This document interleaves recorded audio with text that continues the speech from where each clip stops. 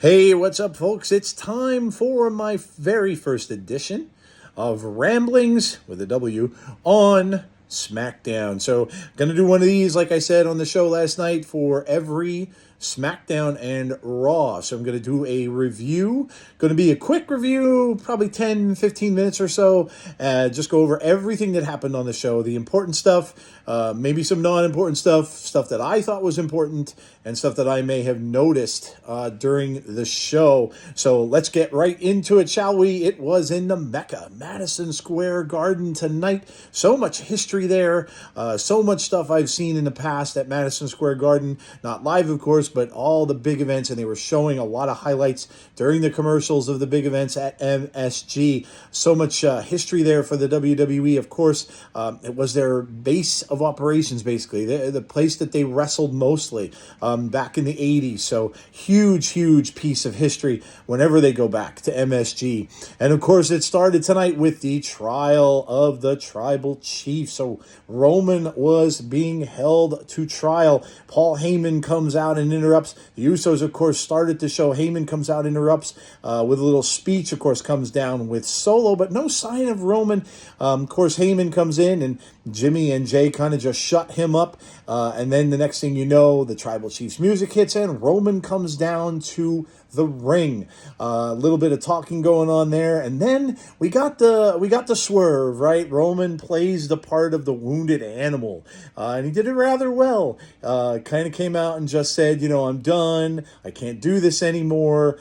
Took off that little ring of peppers or whatever that is for the Tribal Chief, and of course handed it then to Jey Uso, or looked as if he was going to hand it to Jey Uso, right? And then the next thing you know, of course, the low blow gets Jey Uso, and then they proceed to beat up Jimmy Uso pretty badly. Took a beating from both Solo Sikoa and Roman. Got thrown off the stairs.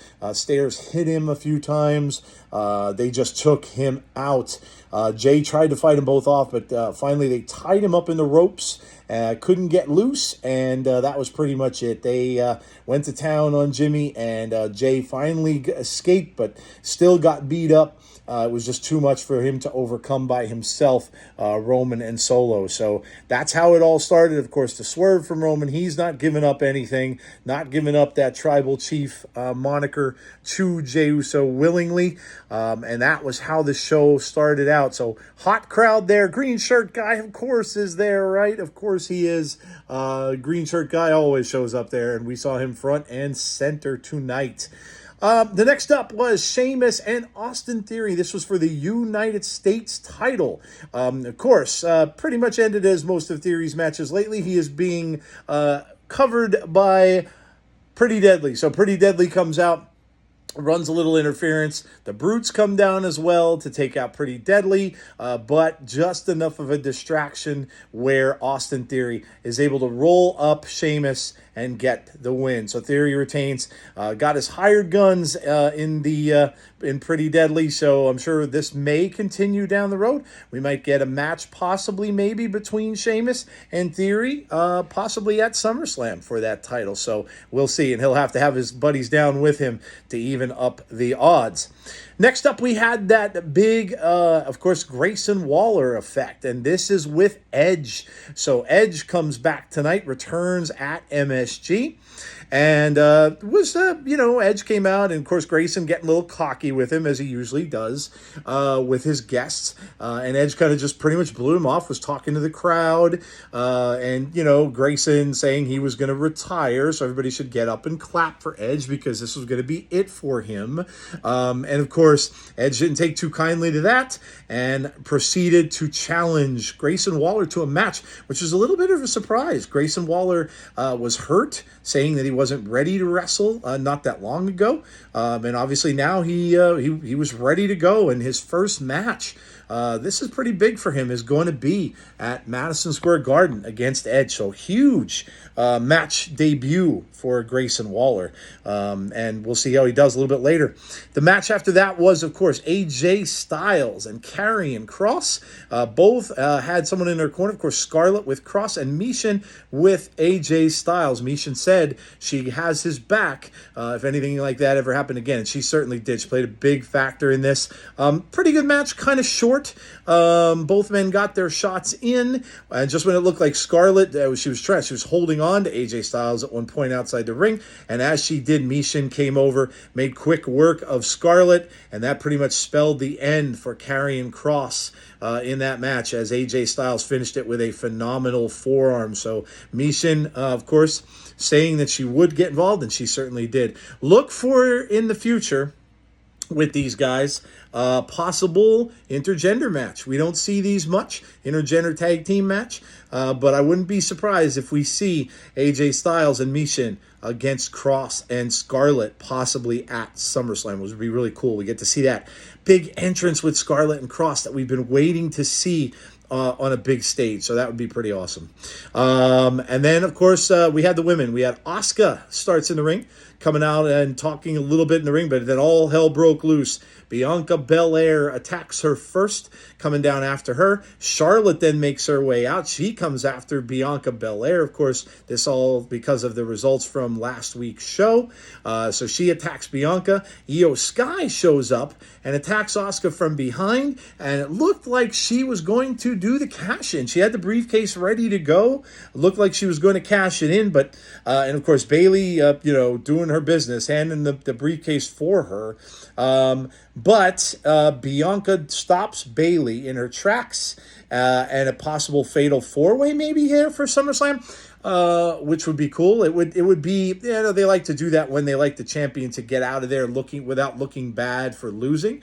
So that could very well happen. It might be Charlotte, Bianca, Io Sky, and Asuka, possibly in a fatal four-way. So watch out for that. Or this could just lead to some scattered different matchups, right? We could always get Bianca against Charlotte.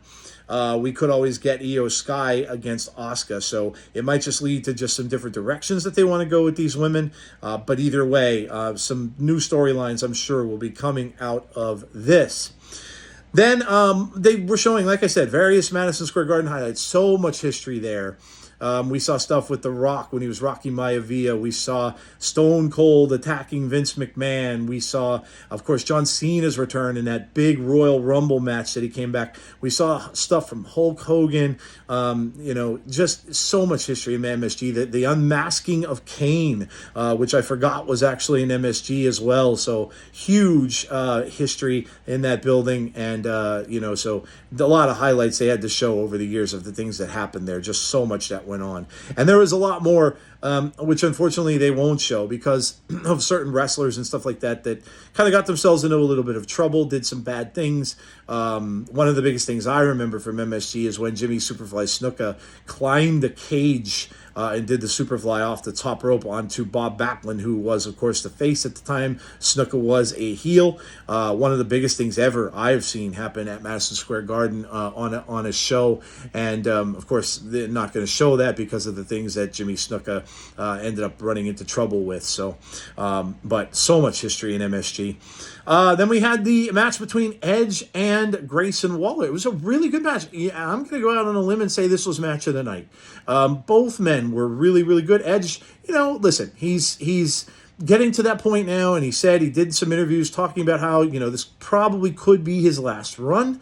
So we'll see how long it lasts. And he looked a little rusty maybe, but he really put Grayson Waller over here, made Grayson Waller look really, really good in this match, and it looked like any time Waller could possibly get the win here. So the match went a little longer than I thought it would, but again, they really wanted to put over Grayson Waller, and that's exactly what Edge did.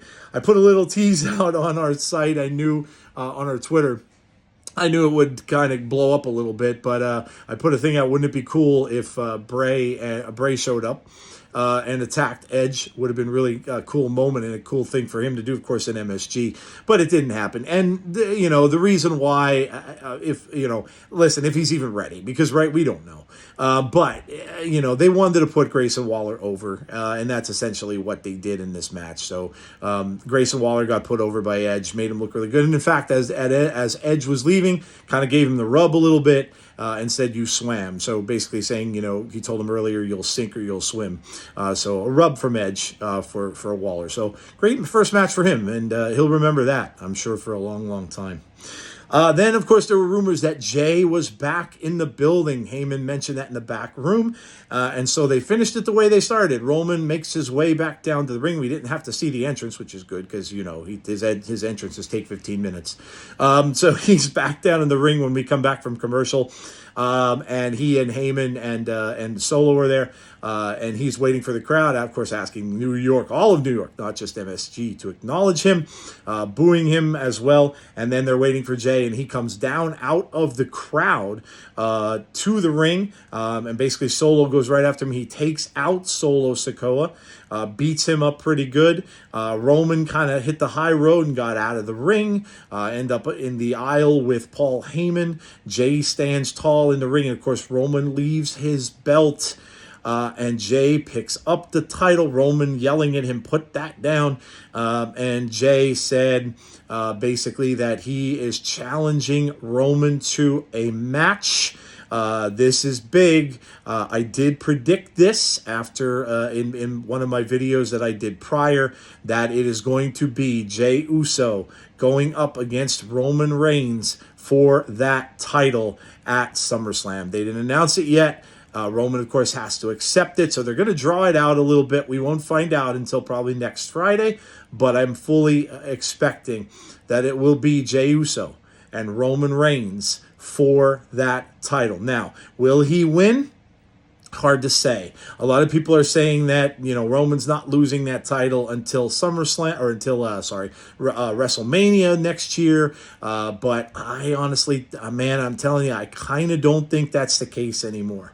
Roman got past 1,000 days. I don't really think they're going to hold off on this anymore. Cody mentioned, everybody's saying Cody. Cody mentioned that he's chasing after Seth, and we did see that on Raw, that Cody looks as if he's going after Seth Rollins once he's done with Brock Lesnar. So that's the title Cody's going to go after, not Roman's, I believe. And I do believe that Jey Uso could end up winning that match. And now, and the one what to keep an eye on here, and Jeff mentioned this on our channel, is Solo Sikoa.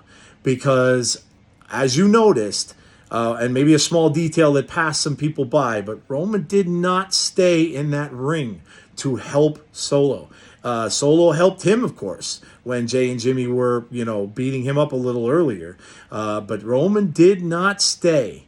So Solo, was kind of left on his own. I don't think he's going to appreciate that. And you're going to watch and see this play out. Roman's going to think that Solo is in his corner and that he has his back. Jimmy will probably be off TV maybe for a little bit, selling those injuries. But he could come back for the match at SummerSlam and end up down in the ring, maybe helping that if there is interference from Solo, maybe Jimmy takes him out and evens up the odds. If Solo doesn't walk away, which could very well happen, he might turn his back and walk away from Roman, causing him to lose. No help from anyone, to lose that belt to Jey Uso. This is the last big pay-per-view of the year, really, for them. Survivor Series is a big pay-per-view, but it's not usually a big one for matches, for singles matches. They could do it in the next Saudi show, right, in September or October, whenever that is. But I do believe if Roman's going to drop that title, it's going to be at SummerSlam. And so we will see. Hard for a lot of people to believe he will, as he's had it for so long. But I do believe we're getting there. Whether or not we get it, that where Jay wins it, whether or not they're going to play it out a little more and let Solo be the one who takes it from him. We saw a little tease again, like when he took that necklace that Roman had and kind of hesitated before he gave it back to him. So maybe they'll play it that way. But I do believe that something is going to happen in a big way at SummerSlam that's going to just even more lead to the downfall of Roman Reigns. So that was SmackDown pretty much in a nutshell tonight. It was a pretty good show. I'm going to give it I'm going to say an 8.5 out of 10. Not too much filler. There was a good amount of matches and some really good matches as well. A lot of it made sense. Got the storylines going in a direction for SummerSlam. Which, listen, it's not that far away, right? So very close, and they have to get that stuff going to get that all ready to roll. So that's going to be it for me for my first Ramblings on SmackDown show, Ramblings with a W. Hope you enjoyed this little video. The premiere will be up in about 15 minutes or so, hopefully, if it downloads it. And hope you enjoyed it. Hope you watched the show tonight, and if you did, I hope you enjoyed that too. Have a great weekend of wrestling, folks. I know there's, of course, AEW tonight. You got Collision tomorrow, and I think we have MLW as well for those of you that watch that also. Let me give a quick shout out, and I know we don't talk about her very often, but a shout out to Camille. If you don't know who she is the NWA Women's Champion, has been for a long, long time, breaking records. And I shared it on her Twitter today, so congratulations to Camille. Jeff and I have always been a big fan of hers, and she is just making history with that women's title, so congrats to her. All right, guys, watch out for our videos. I'm sure Jody might have a couple more going up. Of course, watch out for Jeff's if he's able to get it done. I think he's going to try to get his first one out over the weekend. So I will see all of you guys next Thursday for Impact Wrestling. Have a great rest of your weekend, and I'll talk to you soon from Ramblings. Take care, everybody. Have a great one.